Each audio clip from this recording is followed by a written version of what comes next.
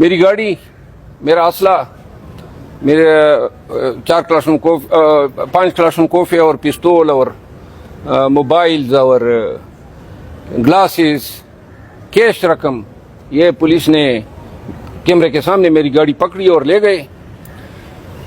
تو بعد میں انہوں نے مجھے تقریباً 95% چیزیں واپس کر دی ہے۔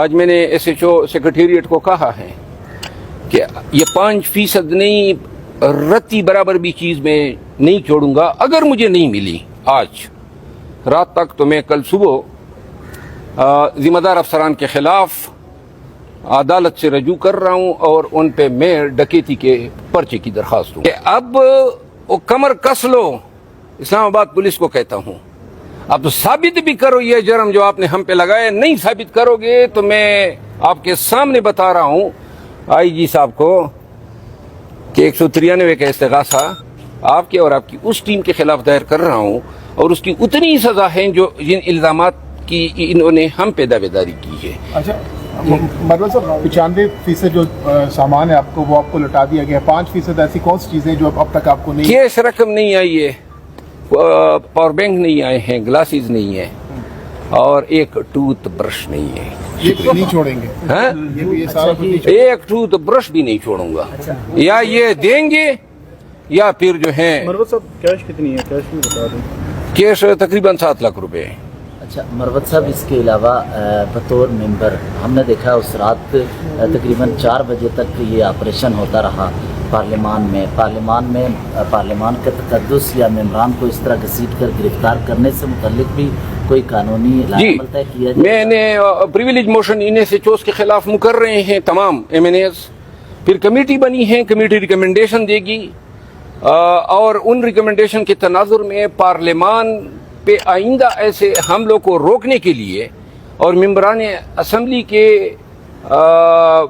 احترام کو ملحوظ خاطر رکھنے کے لیے قانون سازی کی جا رہی ہے، تاکہ صرف یہ نہ ہو کہ قانون یہ کہے کہ جی ان کا یہاں اس پارلیمنٹ لاجز میں داخلہ ممنوع ہے، اگر کوئی اس کو وائلیٹ کرتا ہے تو پھر اس کو سزا بھی ہوگی۔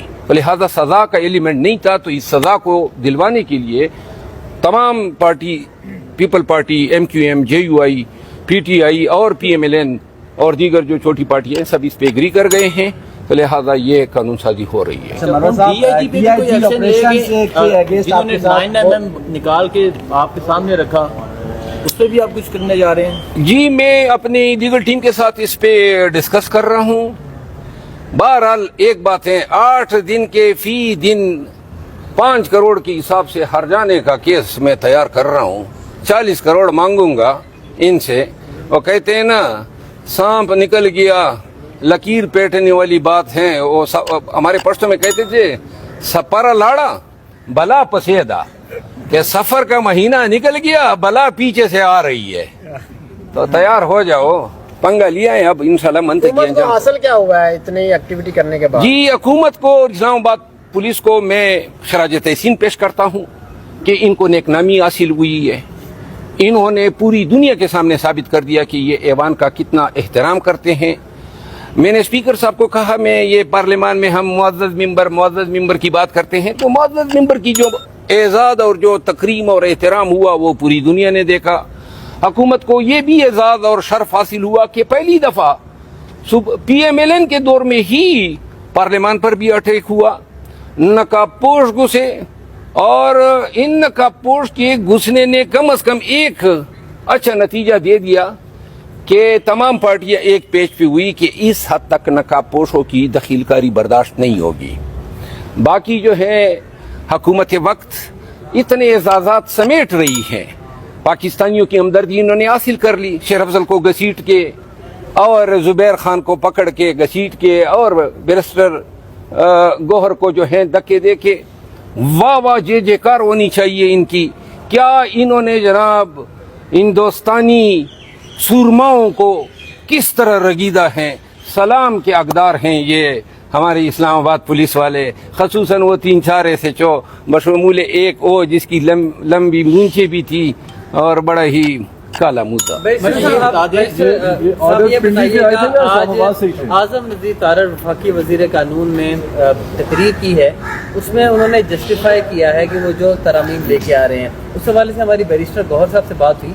उनका ये कहना था कि मैंने इसका फैक्ट्स एंड फिगर के साथ जवाब तैयार कर रखा था, लेकिन मुझे जवाब देने का मौका नहीं दिया गया। उन्होंने कॉन्स्टिट्यूशन कोर्ट के हवाले से कहा कि मजबूरी तौर पर 128 कॉन्स्टिट्यूशन के हवाले से केसेस पेंडिंग है और 28 सुमो मोटो के। इसमें कहाँ कॉन्स्टिट्यूशन की अदालतों की गुंजाइश बनती है? उनका ये कहना था कॉन्स्टिट्यूशन कोर्ट्स के पीछे भी इनकी कोई और सोच है जो ये लेके आना चाह रहे हैं। इसके ऊपर रिस्पॉन्ड करें। मेरा ख्याल ये है, अच्छी बात को अच्छी और बुरी बात को बुरी कहना चाहिए, कतई नज़र इसके कि अच्छी बात कौन कर रहा है या अच्छे अमेंडमेंट कौन ला रहा है। बैरिस्टर गौहर साहब कल ज़्यादातर चूँकि उस कमेटी के हिस्से हैं, वो हमसे ज़्यादा मालूमात रखते हैं, लेकिन ये जो तरामीम आ रही हैं ये अभी तक सुनी सुनाई बातें हैं। कोई वर्किंग पेपर किसी ने नहीं देखा है, न बैरिस्टर गौहर साहब ने देखे हैं, न ख्वाजा आसिफ साहब ने देखे हैं, न किसी और कैबिनेट मिनिस्टर ने देखे हैं। ज़बानी बातें हैं। चंद चीज़ें जो हैं, जिस तरह आज मिनिस्टर ला ने जिनका जिक्र किया, चंद चीज़ें ऐसी हैं जो मुसल्लमा हैं, लेकिन ये कॉन्स्टिट्यूशनल कोर्ट के पीछे जो मुझे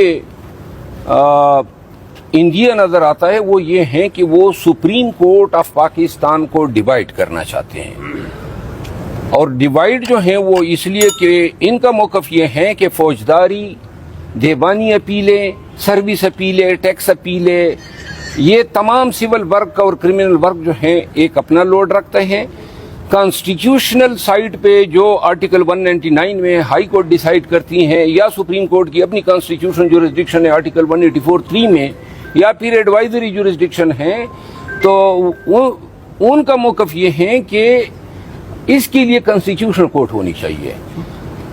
इससे ये होगा उनकी राय में कि सुप्रीम कोर्ट इख्तियारात के लिए इतनी एक मुतलकुल अनान इदारा नहीं होगा, क्योंकि कॉन्स्टिट्यूशनल कोर्ट कॉन्स्टिट्यूशनल मैटर के साथ डील करेगी, क्रिमिनल और सिविल मैटर के साथ मौजूदा सुप्रीम कोर्ट डील करेगी, दूसरी को कॉन्स्टिट्यूशनल कोर्ट कहा जाएगा।